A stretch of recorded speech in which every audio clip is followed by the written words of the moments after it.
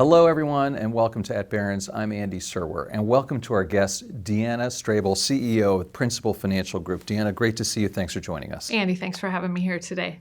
So Principal is in 4 lines of business. If you include international, you've got asset management, you've got retirement, and then group insurance as well. What else should we know about Principal top line?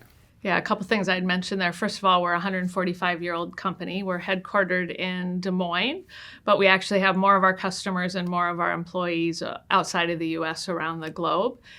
You mentioned, again, 4 main businesses. We have consolidated asset management and international, so 3 main businesses: retirement, benefits and protection, which primarily is group employee benefits, and then our asset management business. 20,000 employees, 70 million customers plus, and customers in 80 countries around the globe. What parts of the business have the most opportunity, Deanna, right now?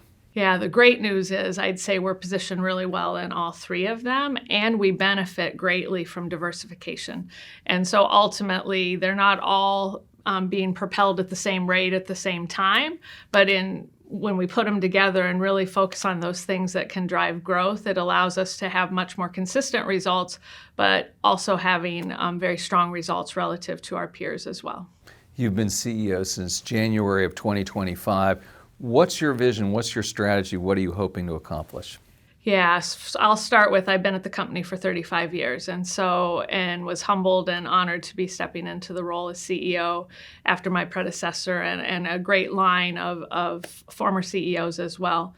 The great news is I knew the company. I had been part of the management team.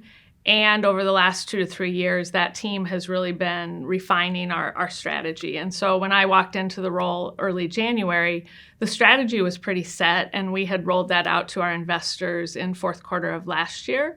And so it allowed me to really focus on not developing a strategy or fixing things that weren't right, but really how do we make sure we're successfully executing on that strategy and ultimately propelling the company toward strong growth and executing on meeting the needs of our customers as well as our employees. What do you think the challenges are for your businesses, looking at various pieces of them?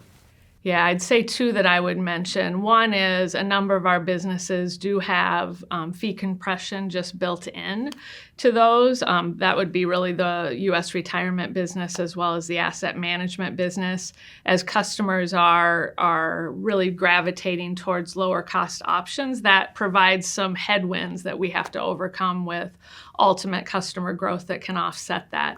And so I'd say that's one challenge. I'd say the other challenge, which starts with an opportunity, but how we react to that opportunity is a challenge, is we're offering products that everyone really needs. And those needs are actually even higher today as I think about retirement, when I think about saving for the future. But ultimately, if you think about our customer base, our potential customer base, that's spanning 6 generations of people, and how they think about these solutions that we offer, how they think about retirement, how they think about investing and saving for the future is not top of mind and a priority. So how do we make it simpler for them? How do we make it easier for them? And how do we make sure that we're meeting them where they are so that we can continue to grow, but also continue to deliver on the promises that we want to make is to help our customers be more financially secure. Can you tell us a little bit about the asset management business? What's your AUM and how are your products distributed, et cetera? Yeah, so we have a nearly $800 billion AUM. A big chunk of that is actually supporting retirement. So 300 to 400 of that is actually supporting retirement assets. A lot of that being to support what we offer at the workplace, which is defined benefit and defined contribution plans. And so I'd say that's a big focus of ours, is making sure that our AUM is suitable for retirement. There's also another portion of our AUM that is actually supporting our insurance products.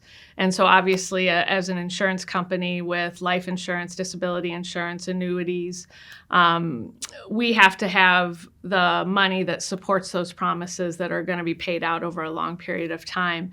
And so that actually was how we got into the asset management business, was supporting our own solutions, whether it be retirement or insurance. And about 25 to 30 years ago, we said, we have some really good capabilities here. How do we offer that more to third-party clients as well? Institutions around the globe is really our focus. And so real estate has been a stronghold of ours. Over the last few years, we've been expanding that to other private assets, such as private credit as well as infrastructure. And so privates is a big focus of ours, really for the institutional client base. But over time, it will become more and more important for our retirement customers as well. And then things like international equity, high yield, thinking about assets that really work well to provide income to institutions and individuals around the globe. Let me ask you about privates into 401ks and retirement. Do investors or retirees or U.S. citizens really want that, and do they need them? Give us your take on that. Yeah, you mentioned something that's been in the paper a lot over the last year, and obviously the administration has even put things in place that will make that more available, and we applaud that. If you just think of the number of public companies has been coming down, and so even to have a broad-based universe to invest in, having privates available is important as well. What I would say, though, is even though we do think it's an important step, we think it's going to take some time. And the reason we think it's going to take time is exactly what you said. Sitting here today, we have 40 to 50,000 employers that we work with offering them 401k. We have tens of millions of actual customers of those. And those customers are not asking us to add privates to their investment lineup today. And when we also survey them with research, the majority of them aren't even knowledgeable about what privates are, how they could fit into retirement. And so I think when you think of both of those things, that points to the fact that it's going to take some time. The other thing I think is very important is if you think about the universe of people that are covered by 401k, there is the majority of those that the 401k is really their only retirement nest egg. And so the investments that they need to have to be much more risk tolerant to make sure that they're not going to have big swings one way or another. That varies significantly from the smaller portion of the 401k participants, where 401k is just a small part of their overall retirement. And so it allows them the opportunity to think differently about their risk profile and how they want to think about investing that. And so we really do think advice is going to be critical. And ultimately, to come back to, we think it will take some time to play out in the 401k market. A couple of other newsy subjects I wanted to ask you about. Proxy advisory firms like Glass Lewis and ISS are under fire these days, and I'm wondering, as a CEO, what your take is on that. Yeah, those are both entities that we look at, and I'll answer it on two fronts. We are a public company, obviously, and our shareholders look to those types of organizations when they think about how they vote with our proxy and our votes. And so we pay attention to their recommendations, but I think more and more investors are making their own decisions relative to that. And then the other place that I would say that that's important is we are an asset manager. And so our asset manager, portfolio managers are also making decisions of how they want to vote. And again, what I would say is ISS and Glass Lewis are an input to those. But we really do look at it as a responsibility as an asset manager to have our own opinion on what makes sense from a voting perspective. There's also been talk, Deanna, of not having companies report quarterly and stretching it out to maybe twice a year. You supportive of that, or what do you think about that one? Yeah, when I think about the time that I personally and my management team spend on preparing for those calls, there's obviously some attraction to that. What I'd also say is I worked at Principal before we were what was a public company. We went public in 2001. Interesting fact is we were the first company to go public post 9/11, and it was a real sign that the markets were open and going forward. But ultimately, I've seen the benefit of us being better business managers, being a public company than prior to us being public. So I think there is a benefit of being able to share your results and ultimately be able to communicate in a way that resonates with your perspective as well as your current shareholders. I think there is advantages to that. I think it'll be very interesting to see how it plays out, because even in the countries where they allow that, there's still a lot of companies that are reporting quarterly. And ultimately, what I've also heard is even if they stretched it out to twice a year, there still would need to be some communication on probably a quarterly basis on how is the company operating. And so really, I think that each industry as well as each company would have to weigh what makes the most sense from them and what is the easiest way for us to get what information is critical for our shareholders. What's your take on the macroeconomic environment right now? I mean, we've got inflation still percolating, maybe the job market not so strong, but the economy overall seems to be okay. What do you think? Yeah, and we do a lot of surveying of our customers. And here in the US, our niche is really around the small to medium-sized customer. We have employers of all size cases. And when we survey them, I would say they feel pretty good about their own business. But when they think about the overall economy, I'd say their optimism continues to reduce. And, I think some of that's being caused by tariffs. I think some of it's being impacted by what you said, which is inflation, job and employment. But when we survey the overall customer base, especially what I would say is the really what supports the overall U.S. economy, which is those small businesses, they feel really good about their own business. So I do think I agree with you that the underlying aspect of the U.S. economy is really strong. But I think we're going to have a lot of volatility. And ultimately, as a business, we have two things. One is our diversification of our business worldwide helps with that. But ultimately, it comes back to we have to be here for our customers and ultimately making sure that we can support their questions as they think about how this overall economy might play out. What regulatory changes would you like to see come out of Washington that would be good for your company? Yeah, the great news there is, and retirement is really what we work with the administration on. And the great news about retirement is it's a bipartisan priority. And so we have seen a number of regulations being advanced over the last 5 to 10 years that really, from both sides of the administration and political aisle. And ultimately, what they're trying to do is encourage employers to offer 401ks. And so there's been tax incentives that have done that. There's been things such as making it much more available to offer auto-enroll or auto-escalate. And so those are the kind of things that really allow us to continue to deliver on our promise to our customers to help them become more secure in their retirement, and also encourage employers to offer that to their employees, because we do think workplace is the most efficient and the most effective way to offer those benefits. And so what I would say is we're laser focused on making sure those incentives and encourages the creation of retirement plans. I can't even imagine, Deanna, how much data your company has. So that would seem to lend itself to AI applications, and I'm wondering how you're using AI. Yeah, you've hit a spot that I have a great passion about, and it was one of my priorities as I came into this role early this year. AI is a tool that I think is going to be so significantly impactful to every person in every company. A couple of things I'll mention first is that unlike some other technology advancements, this is something that can apply to every type of job, and it's more important that you are doing it in the right way. In most situations, you're augmenting a person and making them more productive, but ultimately, it's going to allow us to be even more efficient and effective in how we interact with our customers as well.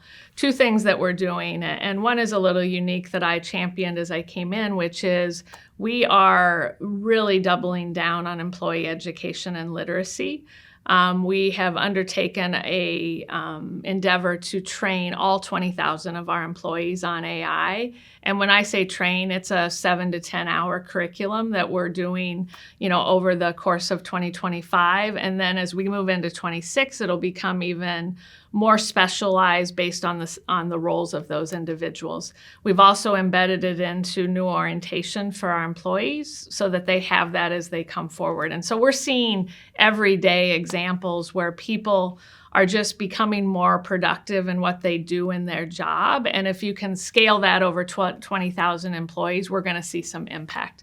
The other thing I would say beyond literacy is we're really seeing the opportunity to go deeper in some areas, whether it be making IT professionals be more efficient in how they code, whether it's making our engagement center employees more efficient in answering questions for the employees. And then there's been a lot of examples of teams of 10 people that had very manual jobs that one, didn't like, and two, wasn't very accurate at. And we've taken 90% of the work out of that. The 9 people that now don't have to spend the time on that, we are morphing into other roles that can support our growth. And ultimately, we're meeting the needs of our customer in a much more effective and efficient way. Is it impacting employment? We're a growing company. So first and foremost, what I would say is if we can do the same amount of work for more customers with the same amount of employees, that's a win-win for all of us. If we weren't seeing growth, then ultimately how that translated to efficiency would come differently. But really our focus is on let's grow. Let's ultimately allow our employees the ability to be impactful in the way that they do their jobs. And ultimately, we haven't seen a bottom line impact in number of employees. I want to ask you about your stock, which has gone sideways, to be perfectly honest, over the past 3 years, picked up a little bit since you've been CEO on a relative basis to the S&P 500. Why is that, Deanna, and what are you doing to drive value for shareholders? Yeah, it's a great question, and I spend a lot of time, as you might suspect, talking to our shareholders. And the first thing I would say is very pleased with the progress we've made this year, really translating our strong performance into strong stockholder reward as well. What I would say over the last few years is, whether you look at a 3-year number or a 5-year number, there is impact of your starting point and your ending point. And we had very strong performance coming out of COVID and ultimately having some changes in our product mix, changes in our capital deployment strategy, and there was a little bit of a plateau over the last 3 years as we divested of some businesses, as our earnings were impacted by those divestitures, and really as we came into 24 and now into 25, really leaning into growth and ultimately providing strong returns to our shareholders as well as strong dividends as well, which is a key part of our capital deployment plans. And final question, you mentioned you'd worked at Principal all these years, so I know it runs in your blood, but you must do some things outside of work. What do you do to unwind and relax a little bit outside of the office, Deanna? Yeah, so travel is something my husband and I enjoy. We had the ability to take some trips this year, and a lot of times our travel centers around wine. We like wine and food, and having the ability to combine friends and travel and good food is something we like to do. And then I like to read. And again, I when I do read outside of work, it tends to be fiction, just to allow your mind to unwind a little bit and make sure that you can be as fresh as you can when you're on the job and focused on what we do on a daily basis. You joined the company right out of school, though, right? So you've really been there all that time. I did, but I've had 15 different roles. And so the great thing is I've moved different businesses, different roles. I was CFO, I ran our insurance business. So the great thing is ultimately I've been able to benefit from diversity of learning, different types of opportunities. It's a great culture. What we do every day, meeting the needs of our customers, is something I'm really proud of. And ultimately being able to continue to do that for our customers and employees is what makes my role today so satisfying. Deanna Strable, CEO of Principal Financial, thank you so much for joining us. Thank you, Andy. This is at Barrons. I'm Andy Serwer. We'll catch you next time.